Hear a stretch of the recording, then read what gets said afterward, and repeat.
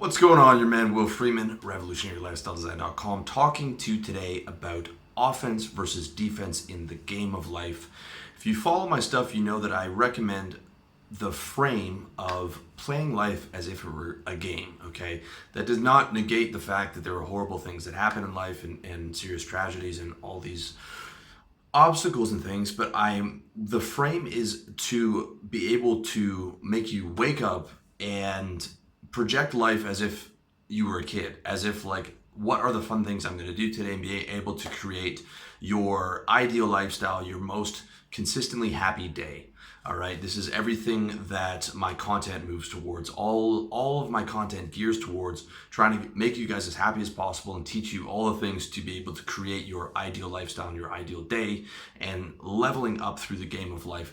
Okay, it's a frame. The map is not the territory, but it's a very useful map, and the most useful map that I found for navigating through life and becoming happier, because that's what everyone wants. Everyone wants to avoid pain and maximize pleasure, be it good feelings, good thoughts.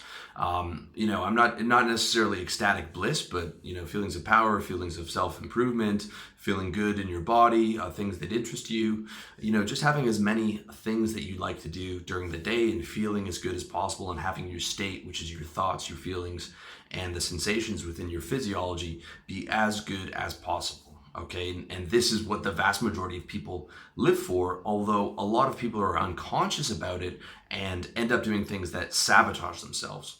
So there are two really schools of thought in terms of how to be happier. Sort of the Eastern philosophy of, you've got your Neo-Advaita and Zen and meditation, and we've got a lot of Western Buddhism that's almost becoming mainstream.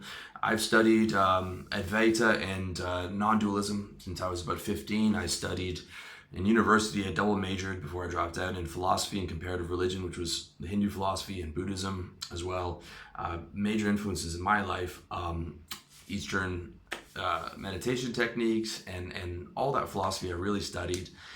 But I'm seeing this stuff sort of come to the mainstream with sort of Western gurus, seeing guys on YouTube, a lot of people who seem questionable to me. An enlightened being is not, it is a very rare thing. Okay, if you want to look up someone who's enlightened in the last 100 years, if there's anybody, it's Ramana Maharshi.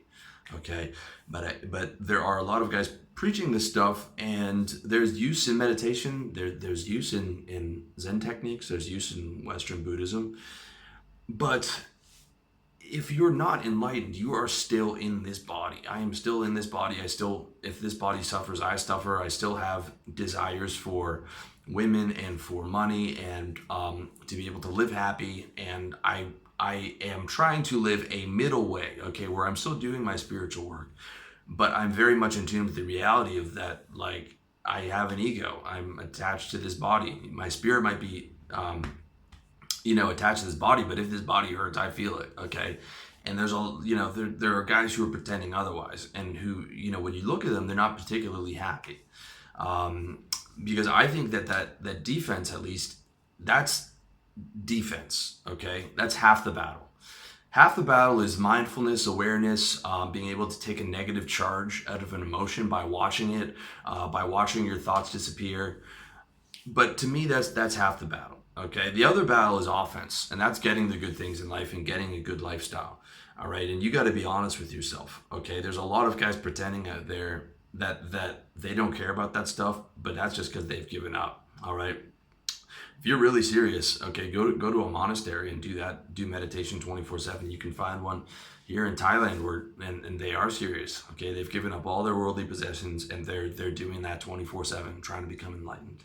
If you're really serious about it, that could be the move. Okay, but if you are still engaged in this world, like, be honest with yourself. All right, I'm still attached to a lot of things, and 20 years of study has not changed those deep level attachments.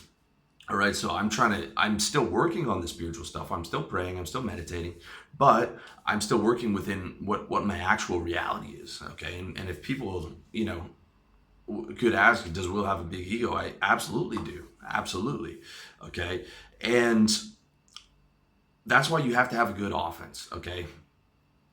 Zen meditation is defense, but when rent is due and fun is to be had and women are to be seduced, don't lie to yourself that you don't care about those things. Okay, don't just meditate and be aware of the pain. Remove the pain, create the structural change. The example I always use is like, it's great to be able to meditate and be aware of the pain, but put a knife through your leg and see how aware and how mindful you're going to be. Okay, you're going to be running around trying to get that knife out, and it's the same thing where a lot of guys will use this stuff as an excuse not to fix personal issues or not to fix structural issues about their life. What structural issues that you can change, like, you would be shocked at how much of your problems and how much of, if you're drifting into depression or all these different things, you can solve by structurally changing your life, by getting up early, by getting your diet right, by getting in shape, by creating a business that gives you purposeful work, to move somewhere warm, to have the same schedule every day creates massive changes. I mean, that and the positive thinking and personal development has by far made me happier than that self-analysis and type of study. If anything, oftentimes the self-analysis can lead me to a worse mood, because you're opening your mind to thoughts, which also opens your mind to negative thoughts, right? Because you're, as opposed to having that offense out there where you're still blocking them and reframing those thoughts into something positive. Okay.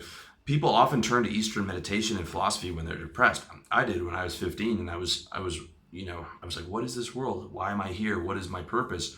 And I couldn't see it. And Eastern meditation is where I turned to sort of get a better grasp of things. Okay.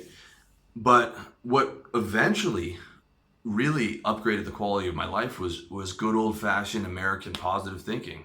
Okay. Your Tony Robbins stuff, your Grant Cardone stuff, the stuff that I do, the motivational stuff, the creating structural changes in your life, the taking massive action, and not negating that as, oh, it's just some type of, phenomena of the world. Like, no, this stuff is really there. There is a world. Okay. There's this wall is a physical reality.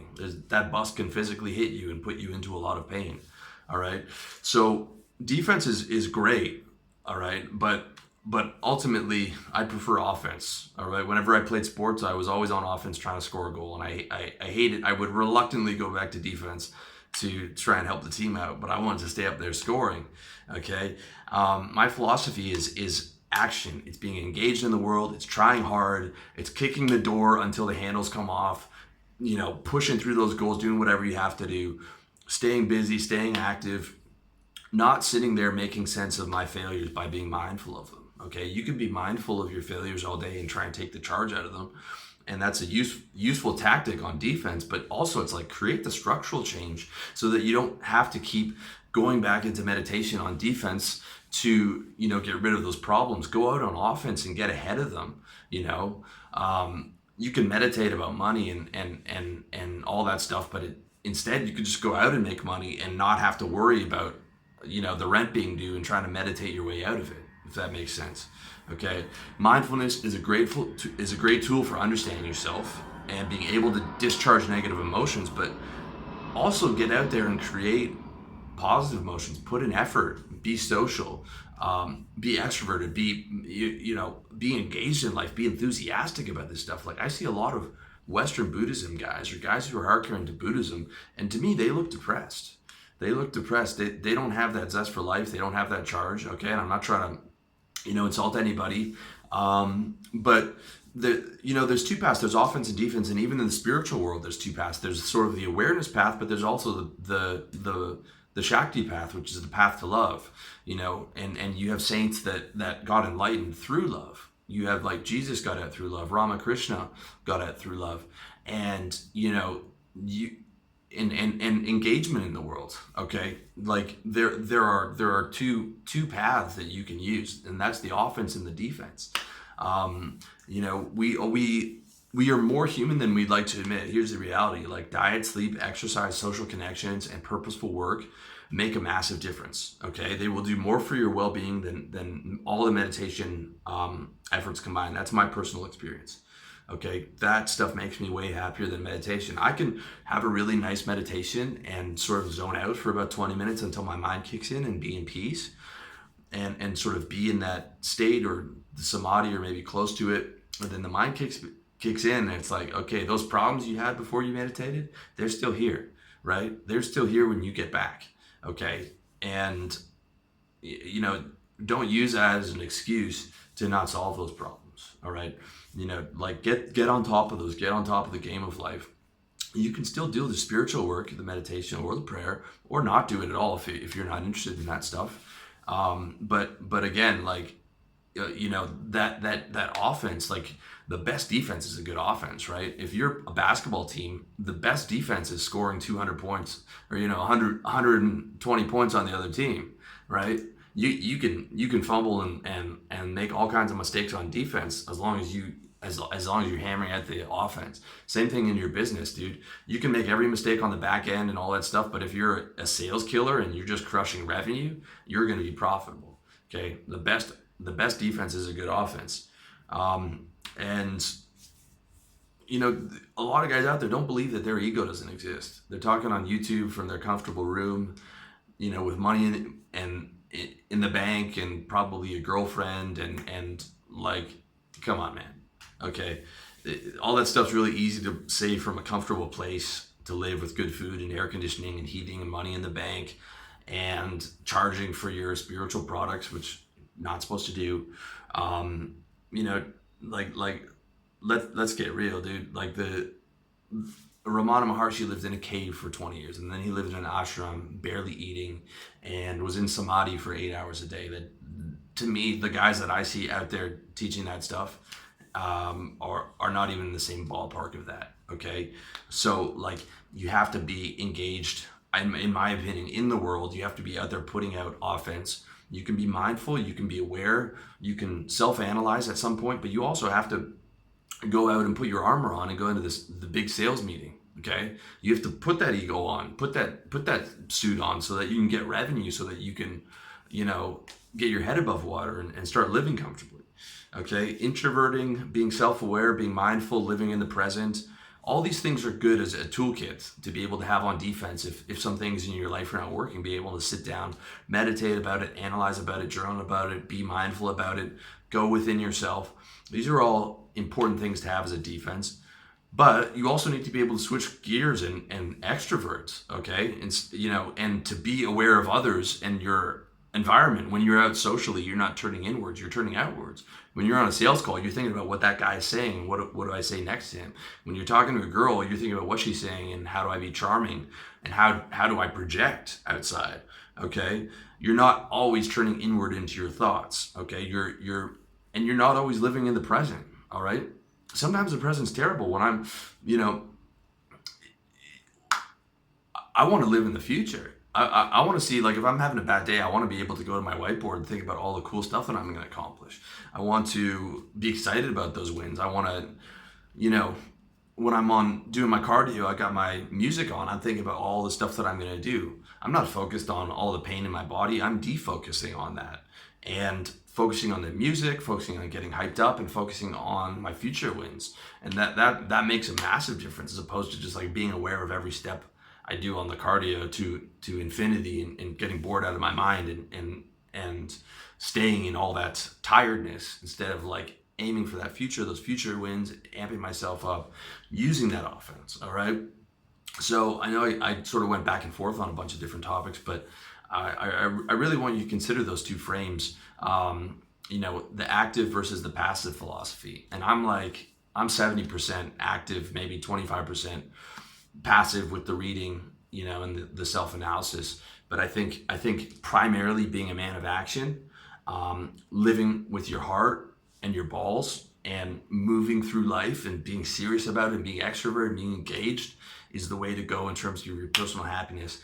Having that defensive gear, but I don't think that's the primary best way to move through it for maximizing your happiness. But let me know what you think about this in the comments section. Also, make sure to subscribe on YouTube. Check me out on Facebook, iTunes, SoundCloud, revolutionarylifestyledesign.com. I appreciate you watching this, and I wish you all the best in your personal development journey.